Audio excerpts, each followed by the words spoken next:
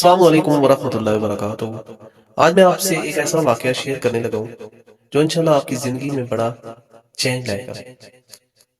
یہ واقعہ ایک بادشاہ کا ہے۔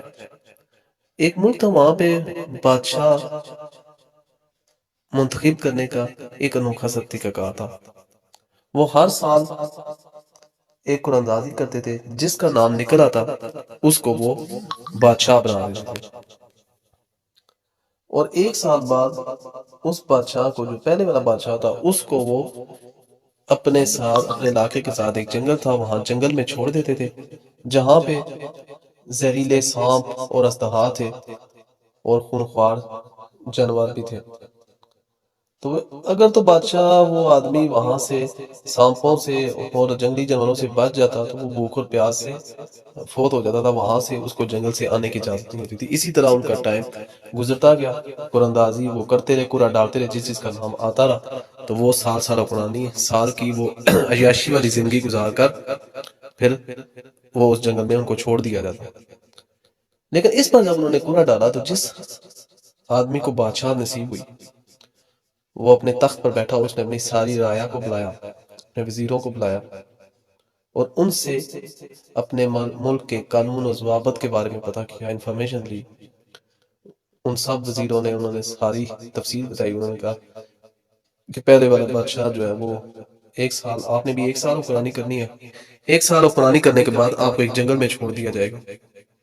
بادشاہ نے کہا کہ چلیں اس طرح کریں کہ مجھے اس جنگل تک لے جائیں جہاں پہ آپ باقی بادشاہوں کو چھوڑتے تھے۔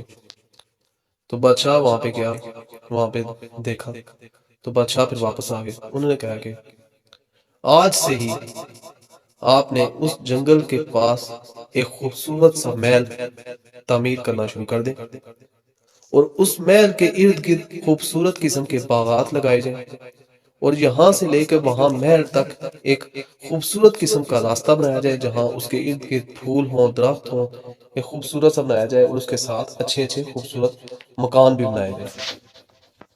حکم کی تعمیر کی گئی، رعایا شروع ہوگی، کام شروع ہو گیا، محل بننا شروع ہو گیا۔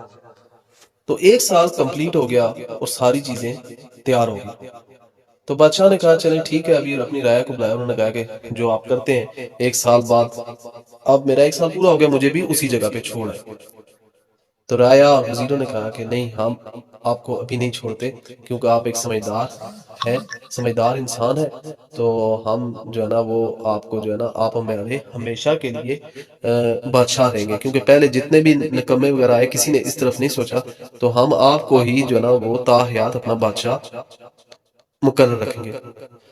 تو بھائیو یہ ایک واقعہ تھا۔ اب میں آپ کو بتاتا ہوں کہ دیکھیں، یہ جو ہماری زندگی ہے نا، یہ بھی اسی طرح اس بادشاہ کی طرح زندگی ہے۔ ہم نے ایک نہ ایک دن مر جانا ہے، اور قبر ہماری 5-6 فٹ کی قبر ہے، وہاں پہ ہمیں چھوڑ دیا جائے گا۔ تو جس نے تو اپنی اچھی پلاننگ کی آگے کے لیے، آپ آج دیکھنا ہم کیا کر رہے ہیں، ہم نے اپنی آگے جانے کے لیے کیا پلاننگ کی ہے۔ ابھی جس آدمی کو یہ سٹوری یہ سنے گا، وہ کہے گا یار پہلے والے تو بالکل نکمے تھے، بالکل بہت جو ہے نا نااہل تھے، دوسرا آدمی سمجھدار تھا۔ تو بھائیو آج دیکھ لیں، ذرا غور کریں، تنہائی میں بیٹھ کے میں جو زندگی گزار رہا ہوں، ہم جو زندگی گزار رہے ہیں، کیا ہم وہ زندگی جس میں جھوٹ، دھوکے، نوسر بازی، قتل و غارت، ظلم، ناانصافی، اگر بڑے حکمرانوں کو دیکھیں، جرنیلوں کو دیکھیں، ججوں کو دیکھیں، جو لوگ لوگوں کے ساتھ، جو بھی ہے، کوئی بھی ہے جو لوگوں کے ساتھ ظلم کرتے ہیں، لوگوں کے ساتھ ڈاکٹرز ہیں زیادتی کرتے ہیں، اپنے پیسوں کی خاطر انصاف نہیں دیتے، تو مار تو جانا ہے ایک نہ ایک دن۔ پھر وہ قبر میں آپ دیکھ لیں، وہاں پہ آپ کے لیے کیا تیار ہوگا۔ وہاں پھر یہ تو جس طرح میں نے وہ جس طرح مثال دیا، وہاں تو پھر آپ کو ایک سال بعد جس طرح لوگوں کے ساتھ ہوتا ہے نا، آپ کو جس طرح پھر اسی جنگل میں چھوڑ دیا جائے گا۔ اسی طرح نبی کریم صلی اللہ علیہ وسلم نے فرمایا، جس کا مفہوم ہے کہ قبر جنت کے باغوں میں سے ایک باغ ہے، یا جہنم کے گڑھوں میں سے ایک گڑھا ہے۔ تو کیا ہم اپنے ایسے اعمال نہیں کریں جس سے اللہ نہ کرے ہماری قبر بھی وہ جہنم کے گڑھوں والی بن جائے یا جنت کے باغوں والی بن جائے؟ تو اس لیے یہ جو واقعہ ہے نا، اس پہ دیکھیں ہم بھی سیم اسی سچویشن پہ ہیں۔